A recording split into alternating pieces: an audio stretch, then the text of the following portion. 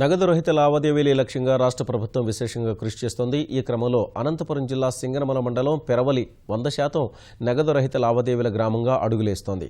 ఊరిని దత్తత తీసుకున్న సిండికేట్ బ్యాంక్ ప్రతి ఒక్కరికి ఖాతా తెరిపిస్తోంది. పెరవలిలో చౌక దుకాణం, ఎరువుల అంగళ్లలో రూపే కార్డుల ద్వారా నగదు చెల్లించేలా స్వైప్ యంత్రాలు ఏర్పాటు చేసినట్లు సంయుక్త కలెక్టర్ లక్ష్మీకాంతం చెప్పారు. నగదు రహిత లావాదేవీలపై ప్రజలకు అవగాహన కల్పించేందుకు కర్నూలు జిల్లాలో అబ్కారీ శాఖ ఆధ్వర్యాన ర్యాలీ నిర్వహించారు.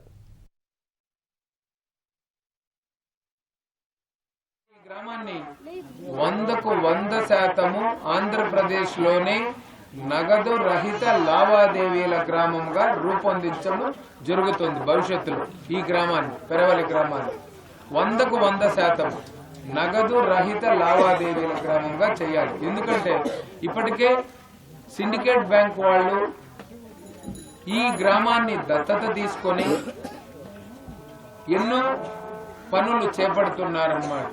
ఈ గ్రామాన్ని ఎంపిక చేసుకొని ఈ గ్రామాన్ని నగదు రహిత లావాదేవీల గ్రామంగా కూడా రూపొందించడం జరుగుతుంది.